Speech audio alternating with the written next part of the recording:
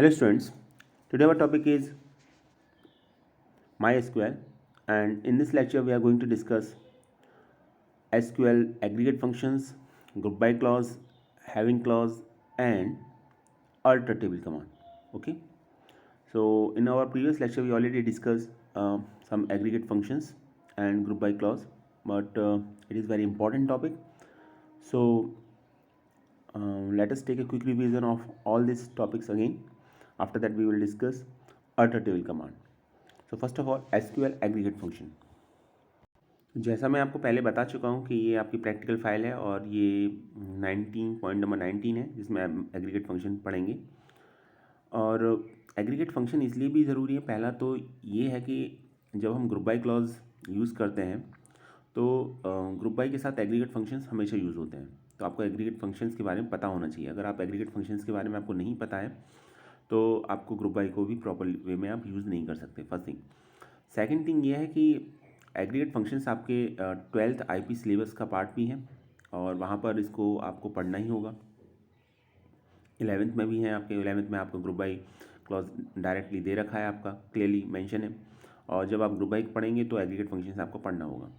तो सबसे पहले एग्रीगेट फंक्शंस की बात करते हैं और ये भी समझने की कोशिश करते हैं कि एग्रीगेट बोला क्यों जाता है, एग्रीगेट फंक्शंस क्यों बोला जाता है और ये दूसरे फंक्शन से कैसे अलग है। देखिए, एग्रीगेट फंक्शंस इसको इसलिए बोला जाता है क्योंकि एक ग्रुप ऑफ वैल्यू को वर्क करके ये एक एग्रीगेट फॉर्म में एक रिजल्ट देते हैं, एक सिंगल वैल्यू की फॉर्म में एक रिजल्ट देते हैं। फॉर एग्जांपल, अगर मुझे ये पता करना है कि किसी क्लास में पर्टिकुलरली कि मिनिमम मार्क्स कितने हैं, या हम ये कहेंगे एवरेज मार्क्स कितने हैं या टोटल मार्क्स कितने हैं, तो जो आंसर आएगा वो एक सिंगल वैल्यू आएगा। जैसे फॉर एग्जांपल आ सकता है वो 80 आ सकता है, 81 आ सकता है, 82 आ सकता है, ठीक है। लेकिन जहाँ तक मार्क्स की बात रही तो सभी स्टूडेंट्स के अपने अलग अलग मार्क्स होंगे, तो इसीलिए इसको एग्रीगेट फंक्शंस बोला जाता है। तो एग्रीगेट फंक्शंस में कौन कौन से फंक्शंस आते हैं आपके?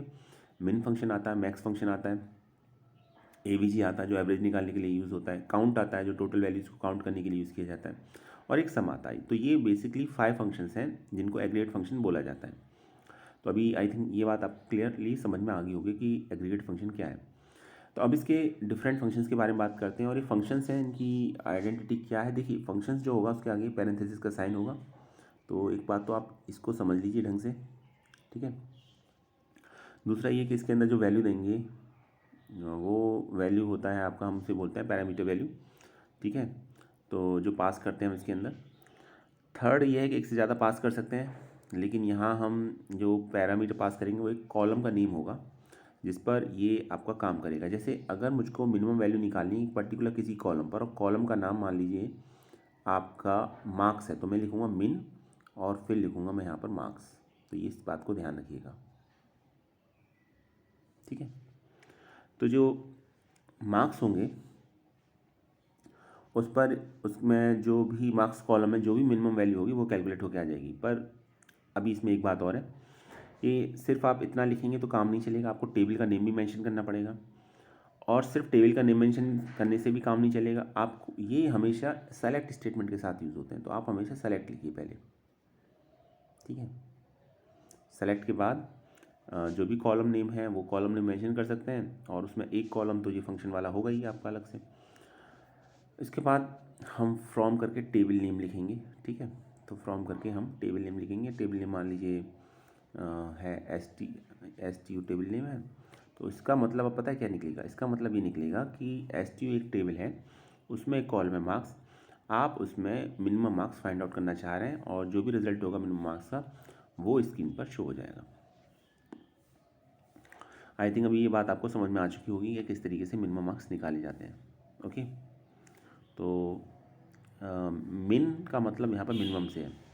एक क्वेश्चन और आता है यहाँ पर, क्या ये हमेशा कॉलम पे ही वर्क करेगा या वैल्यूज़ पर भी वर्क कर सकता है? वैल्यूज़ पर वर्क करने का मतलब यहाँ पर ये है कि मुझे ये पता करना है यहाँ पर मेरे पास डिफरेंट वैल्यूज़ हैं, ठीक है। जैसे ये है 1357 और मैं इसमें ये पता करना चाह रहा हूँ कि मिनिमम वैल्यू क्या है और ये एसक्यूएल मुझे पता है।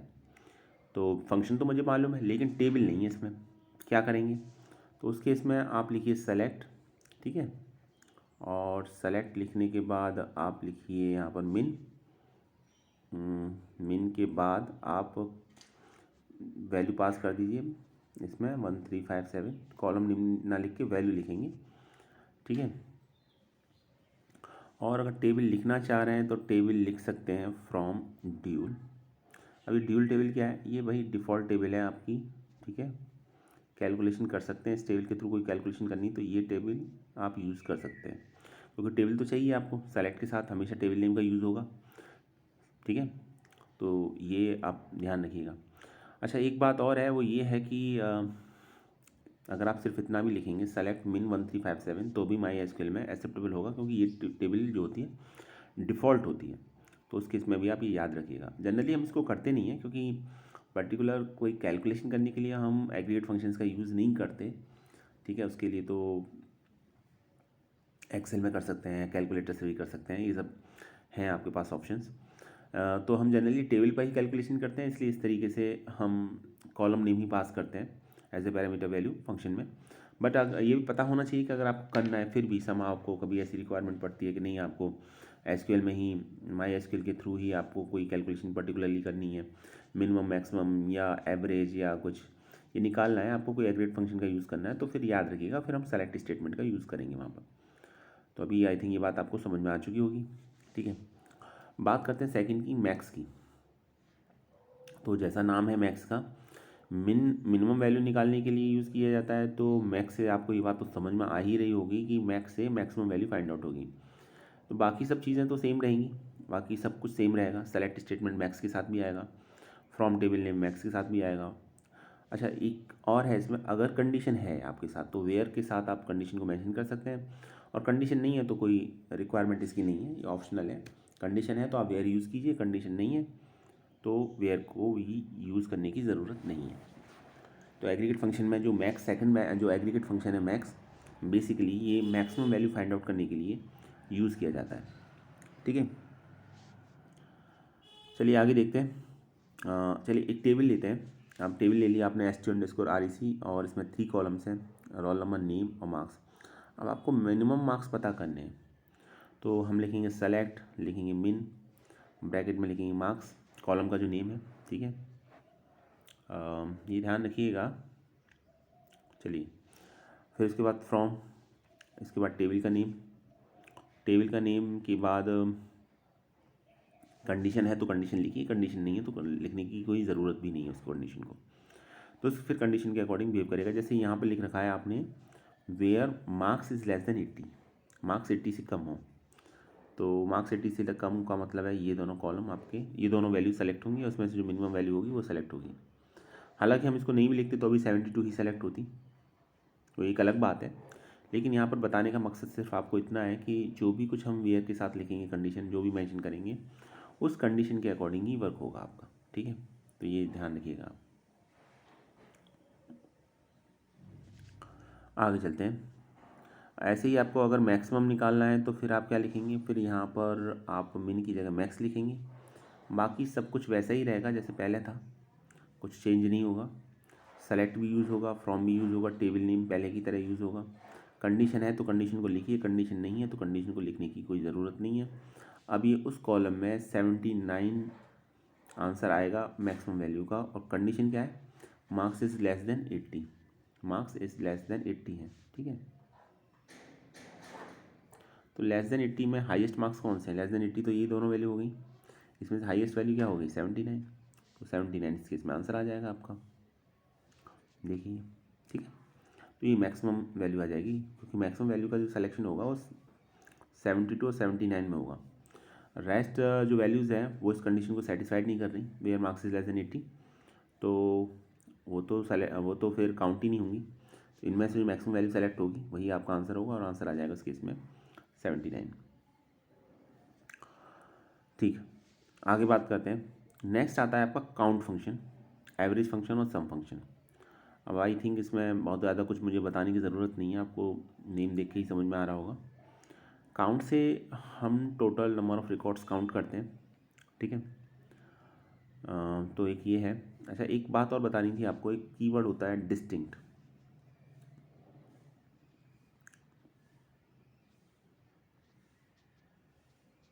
तो जब कभी हम काउंट करते हैं तो ये काउंट के साथ ही यूज़ होता है डिस्टिंक्ट।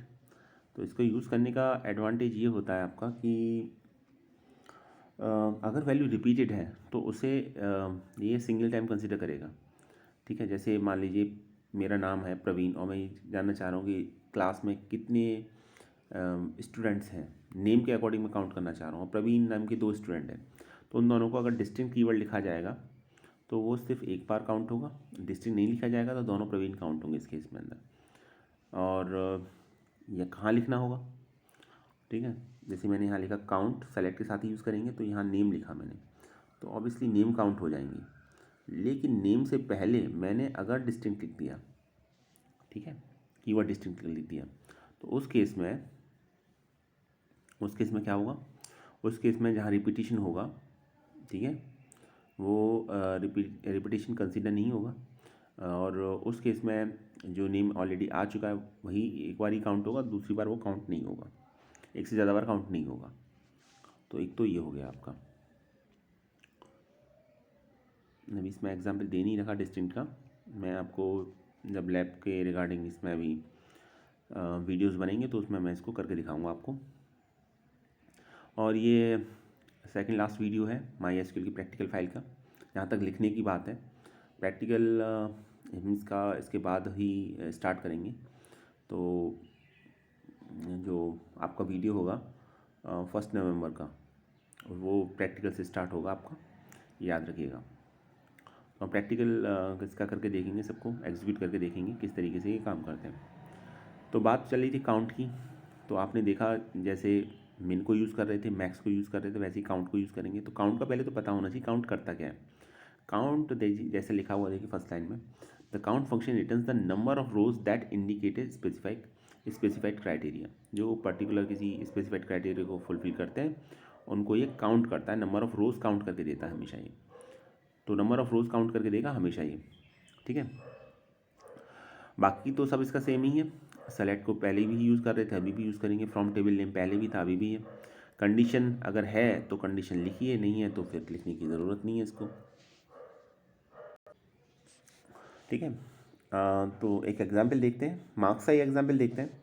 हमने यहाँ लिखा select count marks from table st_info, from table name में यहाँ पर st_ रिकॉर्ड है, REC है, सॉरी st_REC है। कंडीशन यहाँ दे रखी है, कंडीशन क्या दे रखी है, where marks is less than 80। तो ये सिर्फ उन्हीं रिकॉर्ड्स को काउंट करेगा जहाँ मार्क्स 80 से लेस हैं। और ऐसे कितने रिकॉर्ड हैं, अभी तो था, बताया था मैंने आपको 72 और 79। तो टोटल नंबर ऑफ रिकॉर्ड कितने हो गए, 1 और ये 2। तो आंसर कितना आएगा, आंसर आएगा 2। तो ये काउंट का था आपका। जैसे मैंने बताया कि वेयर कंडीशन है तो वेयर क्लॉज का यूज़ कीजिए, कंडीशन नहीं है तो वेयर क्लॉज का यूज़ करने की ज़रूरत नहीं है, ठीक है। बात करते हैं AVG की। ये AVG क्या है, एवरेज निकालने के लिए ये फंक्शन यूज़ किया जाता है। और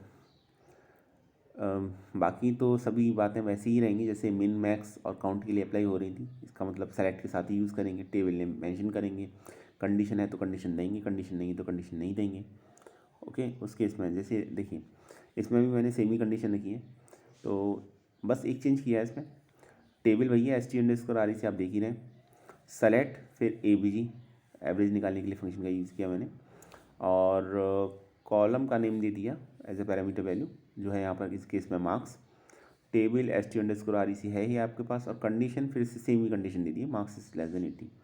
और मार्क्स हमारे पास क्या आते हैं, 72 और 79। तो इन दोनों का एवरेज निकालेंगे तो कितना आएगा, 75.5, ये एवरेज आएगा। अब ये एवरेज आएगा तो ये आपका आंसर भी आएगा, एक सिंगल वैल्यू आंसर आएगा, क्योंकि ये एग्रीगेट फंक्शन है, इसकी पहचान भी है।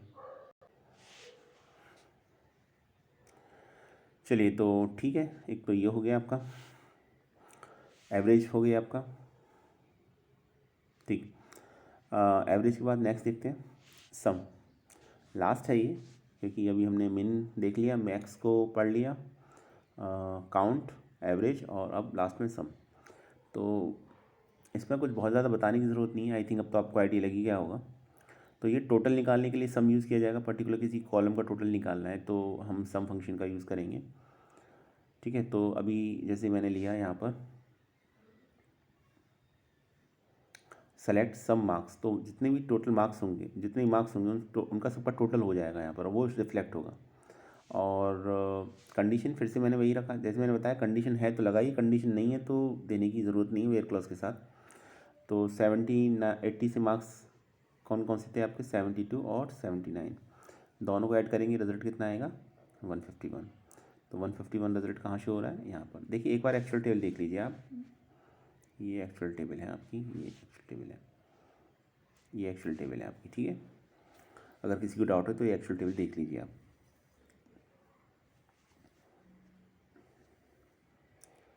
तो ये यहाँ रिफ्लेक्ट भी हो रहा है, दिख भी रहा है यहाँ पर। बाकी तो सेलेक्ट को पहले की तरह यूज़ कर रहे थे, अभी भी यूज़ करेंगे, तो उसमें तो कुछ है ही नहीं, उसमें कुछ ज़्यादा सोचना भी नहीं है आपको।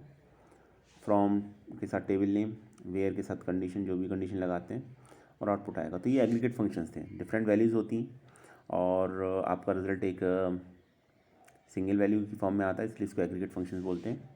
तो इस तरीके से ये काम करते हैं। चलिए आगे देखते हैं। ये हो गया आपका फंक्शंस हो गए। अब बात करते हैं ग्रुप बाई। तो ग्रुप बाई क्लॉज बहुत इंपॉर्टेंट भी है और सिलेबस का पार्ट भी है, और ये एक ऐसा क्वेश्चन है, ये एक ऐसा टॉपिक है कि ये टॉपिक आपका बोर्ड एग्ज़ाम में पूछा जाता है, इससे रिलेटेड हमेशा एक क्वेश्चन पूछा जाता है, एक से ज़्यादा ही पूछे जाते हैं। और ये एक ऐसा एक हम कहें कि टॉपिक है कि जिस पर ये तो डेफिनेट है कि बोर्ड एग्ज़ाम में क्वेश्चन आएंगे। आप प्रीवियस ईयर्स के क्वेश्चन पेपर उठा के देखिए, आपको ग्रुप बाई के क्वेश्चन मिलेंगे वहाँ पर, डेफिनेटली मिलेंगे, हर बार आता है रेगुलर बेसिस पर। तो इसको समझना थोड़ा ज़रूरी है, थोड़ा सा बाकी के कंपैरिजन में मुश्किल भी है, लेकिन अगर आपको कॉन्सेप्ट क्लियर है तो आपको कोई मुश्किल नहीं आएगी। देखिए सबसे पहले तो मैं पॉइंट बाय पॉइंट बात करता हूँ, ग्रुप बाई का यूज़ करते क्यों हैं। तो ग्रुप बाई का यूज़ हम इसलिए करते हैं क्योंकि हमें जो आइडेंटिकल डेटा है और उसका ग्रुप बनाना होता है, उस ग्रुप की फॉर्म में अरेंज करना होता है, इसलिए हम ग्रुप बाई का यूज़ करते हैं, ठीक है। और ग्रुप बाई के साथ ऑर्डर बाई भी यूज़ किया जा सकता है, और वेयर भी यूज़ किया जा सकता है। तो जैसे हम ग्रुप बाई को कभी इंडिविजुअल तो यूज़ करेंगे नहीं, हम ग्रुप बाई को सेलेक्ट के साथ यूज़ किया जाता है। तो पहले आप सेलेक्ट लिखिए, सेलेक्ट के बाद जितने भी कॉलम नेम है वो सब लिखते हैं, फ्रॉम टेबल नेम लिखते हैं, वेयर के बाद कंडीशन लिखते हैं। तो इतना तो हम जनरली करते थे, ठीक है, वहाँ तक तो हो गया आपका। बात इसके बाद स्टार्ट होती है, अगर आपको ग्रुप बाई यूज़ करना है तो उसके बाद आप ग्रुप बाई करेंगे, जिसके बिहाफ पर भी, जिस कॉलम का भी में भी आपको ग्रुप बनाना है, उस कॉलम का नाम आप ग्रुप बाई के बाद लिखेंगे। और अगर उसको फिर आपको अरेंज भी करना है इंक्रीजिंग और डिक्रीजिंग ऑर्डर में, तो फिर आप उसके बाद ऑर्डर बाई लिखेंगे, ठीक है। तो ये इसका सिंटेक्स है। तो एक एग्जाम्पल लेते हैं, समझने की कोशिश करते हैं किस तरीके से काम करता है, आपको समझ में आएगा ये। देखिए एक टेबल है, ठीक है। इस टेबल में आप ये देखिए कुछ नेम हैं जो रिपीट हो रहे हैं, कुछ नेम हैं जो रिपीट नहीं हो रहे हैं, और हम इन नेम के बिहाफ पर ग्रुप बनाना चाह रहे हैं। अब आप नेम के बिहाफ पर ग्रुप बनाना चाह रहे हैं, ग्रुप का मतलब है कि ग्रुप बना के करना क्या है। दूसरी बात ये भी है, हम ग्रुप बना के इनकी सैलरी टोटल फाइंड आउट करना चाह रहे हैं कि रमेश की टोटल सैलरी कितनी है। जब मैं ये कहता हूँ रमेश की टोटल सैलरी कितनी है, तो ये होगा रमेश नाम के अगर 10 कस्टमर भी हैं, या 2 कस्टमर भी हैं, या 1 कस्टमर भी है, तो रमेश की टोटल सैलरी रमेश के आगे इंडिकेट हो जाए। तो जब मैं टोटल सैलरी बात करूँगा तो फिर तो मुझे एक एग्रीगेट फंक्शन की ज़रूरत पड़ेगी, ठीक है ना। और एग्रीगेट फंक्शंस हम ऑलरेडी पढ़ चुके हैं। तो ये मैं ऑलरेडी बता चुका था कि यहाँ पर जब कभी भी आप ग्रुप बाई को यूज़ करेंगे तो एक एग्रीगेट फंक्शन हमेशा होगा वहाँ पर, इसको याद रखिएगा। तो अभी चलिए एक एग्रीगेट फंक्शन लेते हैं हम यहाँ पर। तो इसको कैसे लिखेंगे, इसको एक टेबल ले लेते हैं यहाँ पर। पहले तो इसको देखिए आप, सिंपली इसको देखिए, एक मिनट।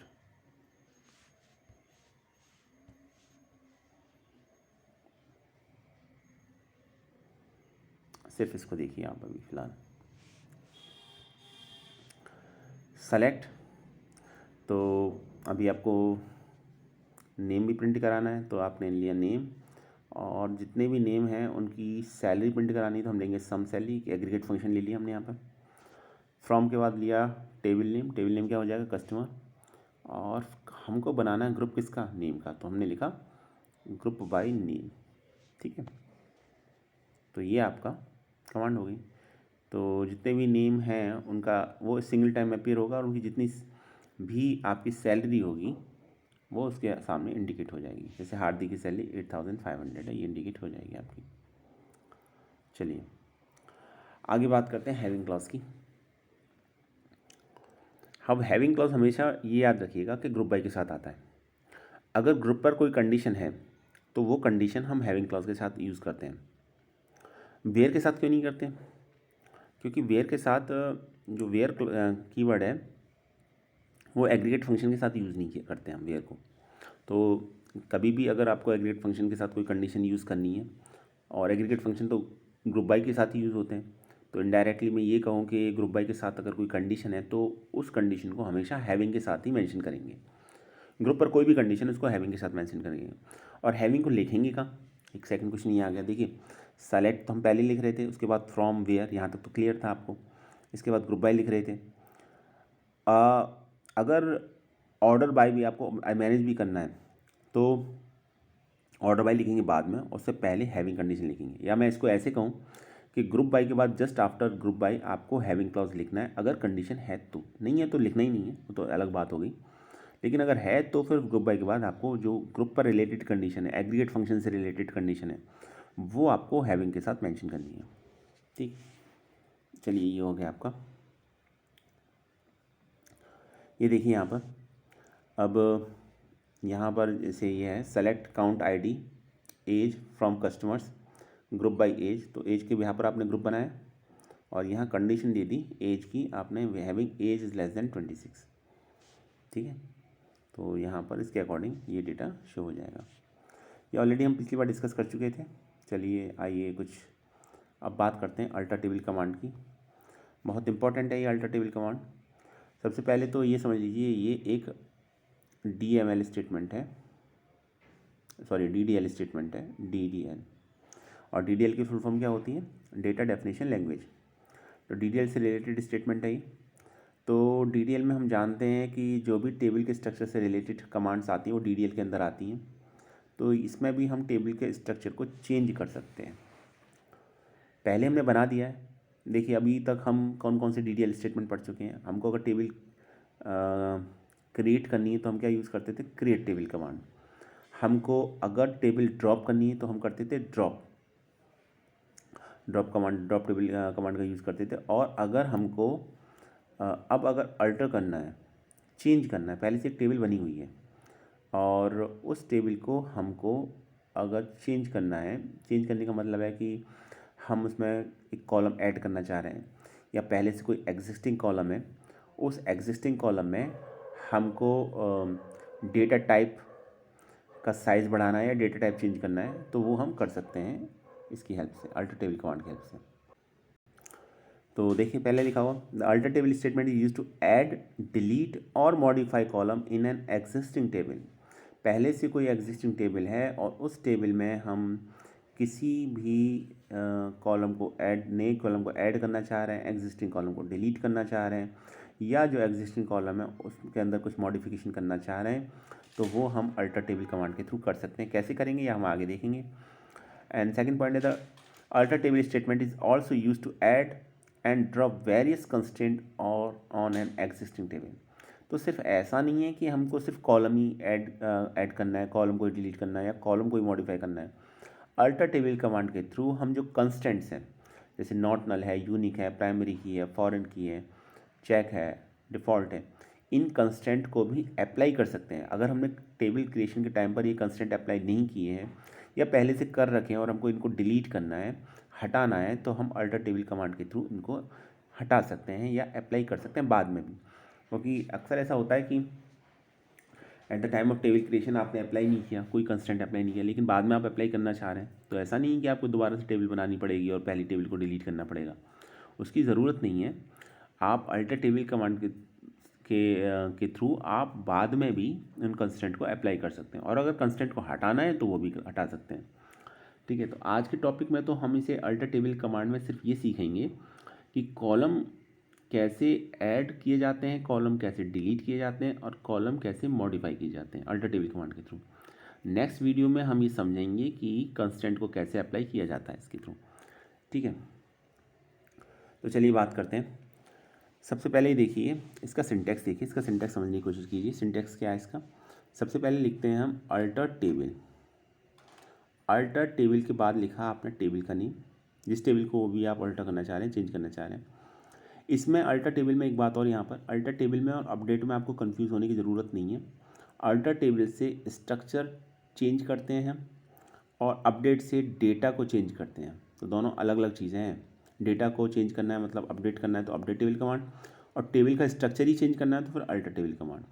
अल्टर टेबल एक DDL है कमांड है, और आपकी अपडेट आपका DML में आता है आपका, ये याद रखिएगा। तो सबसे पहले अगर आपको कोई कॉलम ऐड करना है तो क्या लिखेंगे, तो अल्टर टेबल के बाद टेबल नेम और फिर उसके बाद कीवर्ड ऐड और उसके बाद कॉलम, जो भी कॉलम आप ऐड करना चाह रहे हैं उसके डेटा टाइप के साथ वो मेंशन कर देंगे। जैसे एक टेबल कस्टमर है और इसमें मैं एक कॉलम ईमेल का ऐड करना चाह रहा हूँ, तो मैं लिखूँगा alter table customers add email, और ईमेल का डेटा टाइप और साइज वो क्या हो गया, वेरकैर 255। तो ये हो गया इसके साथ।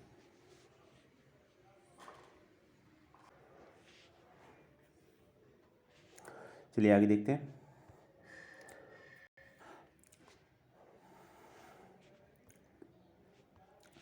नेक्स्ट देखते हैं ड्रॉप कॉलम कमांड। तो अभी आपको अगर कॉलम को ड्रॉप करना है तो फिर आप क्या करेंगे, ऐड करने का आपने देख लिया, ठीक है। तो इसमें क्या हुआ, इसमें कस्टमर टेबल में एक कॉलम नेम ईमेल ऐड हो गया जिसका साइज 255 है, डेटा टाइप वेरकैर है। आपको ड्रॉप करना है तो ड्रॉप करने के लिए आपको बाकी सब तो सेम ही रहेगा, लेकिन ऐड की जगह आप लिखेंगे ड्रॉप कॉलम। याद रखिए ड्रॉप और कॉलम दोनों वर्ड लिखेंगे, खाली ड्रॉप नहीं लिखेंगे, ड्रॉप कॉलम, ठीक है। क्योंकि ड्रॉप तो ये कमांड थी अपने आप में टेबल को डिलीट करने के लिए, तो यहाँ ड्रॉप कॉलम लिखेंगे। तो लिखेंगे अल्टर टेबल, टेबल का नेम, एग्जाम्पल लेते हैं, टेबल का नेम हो जाएगा कस्टमर, और फिर लिखेंगे यहाँ पर कॉलम नेम, कॉलम नेम हो जाएगा ड्रॉप कॉलम, और उसके बाद जिस कॉलम का भी आप ड्रॉप करना चाह रहे हैं सिर्फ उसका नेम लिखेंगे।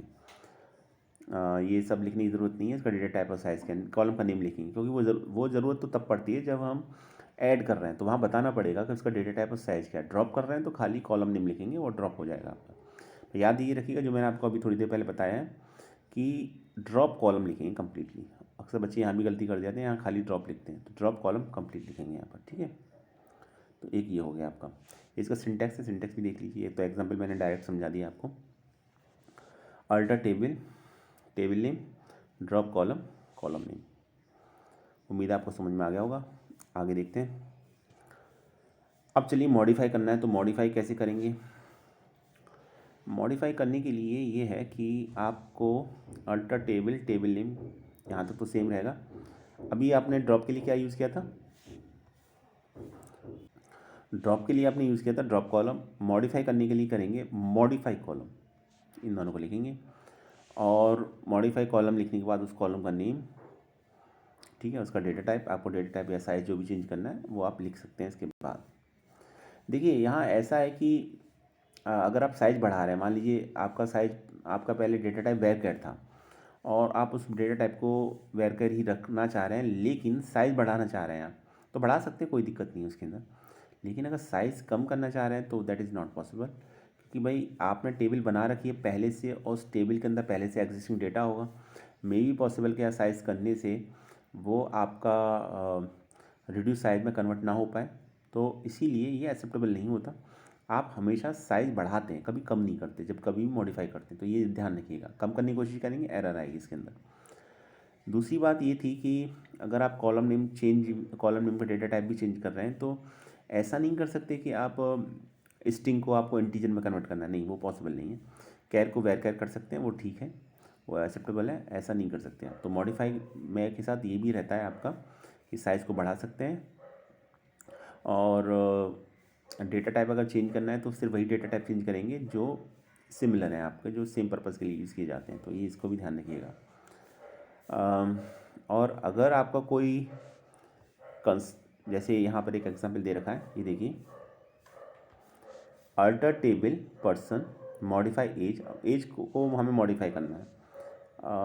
क्या मॉडिफाई करना है, मैंने इस पर कंस्टेंट ऐड कर दिया, डेटा टाइप भी चेंज नहीं किया, मैंने तो कंस्टेंट ही अप्लाई कर दिया, तो मैंने इसके आगे लिख दिया नॉट नल। अब इस पर नॉट नल वर्क करेगा, मीनिंग आप एज को एम्प्टी नहीं छोड़ सकते, नल नहीं छोड़ सकते आप यहाँ पर। तो ये था आज के बारे में अल्टर टेबल कमांड के बारे में। कल डिटेल में कंस्टेंट्स के बारे में पढ़ेंगे कि अल्टर टेबल कमांड के थ्रू कंस्टेंट को कैसे अप्लाई किया जाता है। और ये लास्ट है टॉपिक इसका प्रैक्टिकल फाइल का आपका। आई होप आपको ये समझ में आ चुका होगा। Thanks for watching this video.